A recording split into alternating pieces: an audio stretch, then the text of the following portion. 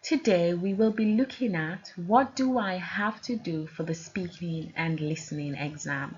So as a component to your English exam, not only will you do a reading and writing, but you'd also be expected to complete a speaking and listening exam.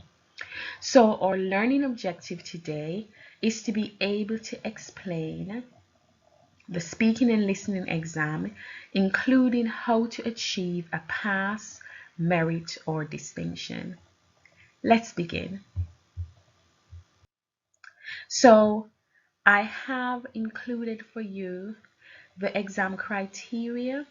So for a pass, merit, and a distinction, of course, a distinction is the highest award you can get for this.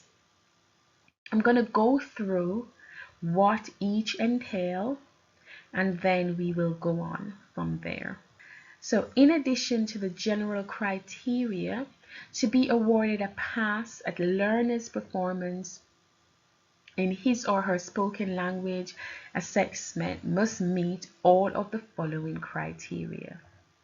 So you're expressing a straightforward idea or ideas, you're giving straightforward information and straightforward feelings.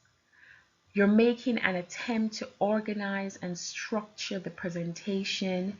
You're making an attempt to meet the needs of the audience, and you listen to the questions or feedback from your audience and provide appropriate response.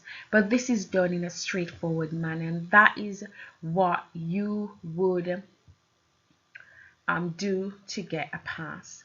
Now, as you can see, as we go up the ladder, so to speak, it gets more difficult. So for a merit award, you would not only be expressing straightforward ideas, you need to take it up a notch to express challenging ideas, express challenging information or feelings, and also using a range of vocabulary. Organize and structure your presentation clearly and appropriately to meet the needs of the audience. Achieve the purpose of your presentation and also listen to questions or feedback and respond formally and in some detail. Now, know that there is a question and answer section to this. Is not only speaking, it's also listening and responding. And then to achieve a distinction, you need to be expressing sophisticated ideas, expressing sophisticated information and feelings, and using sophisticated vocabulary. Organizing and structuring your presentation using an effective range of strategies to engage the audience, and achieving the purpose of your presentation whilst listening to questions, feedback, and responding perceptively. So you need to be insightful and also elaborate on your ideas and information. So we have looked at the criteria and we have gone through what it means to get a pass or merit or distinction. What I would like you to do now is go back to the criteria for each award and write them in your own words, so you are understanding what each means in your own words. It will make it more applicable to you. So an example of a hook, and also giving facts and figures in this paragraph. So you know that when you're doing your presentation, I always advise students to write their script, and of course you're going to practice your script, actually memorize it, and just have your cue cards with a sentence or a word, so you can really give this presentation as a presentation, not reading it. So this is an example of how you're going to hook your reader, get them engaged, and also embed your statistical information within your paragraph.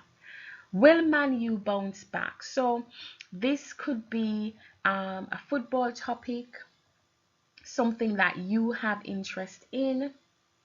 So people say they're not the same anymore. People say lost their flair. People even say they have had their time. Notice that I've used triples, so I've repeated people as well, and I've used triples or rule of three to hook my reader, hook the audience, because this is a presentation. I say everyone has a bad day. Okay, we're having a bad year and a bit. So you're getting a little bit conversational in order to further hook the audience. I say their time is not up and their glory days will come again. I feel it. It's only around the corner. Keep the faith, football fans.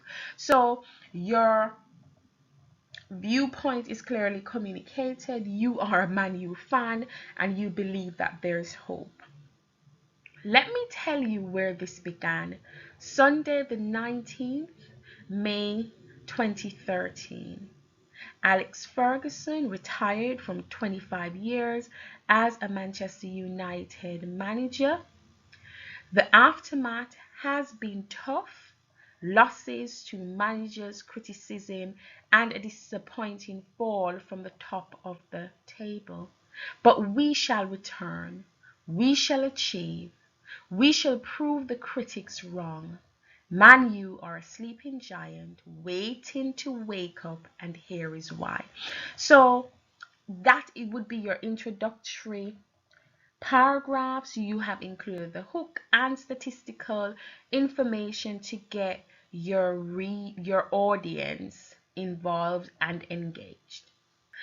Now it's over to you. I would like you to plan your presentation. What are you going to say to hook the reader? What factual information will you use to further get them engaged? And how are you going to say it? What notes or materials are you going to use? Remember, you're going to plan your presentation. You're going to create that script. And then you're going to practice it. Use your cue cards to then get it as a presentation, so you're not reading off the page or off the paper, you're just glancing down, but really connecting. Eye contact is really important when you're doing your presentation. And as usual, I would love to hear from you. I would love to see how you did. So please drop me a comment below and let me know how you got on, what topics you're going to do your presentation about, and if you need any further support, I'm here for you. Thank you. See you in my next tutorial. Bye.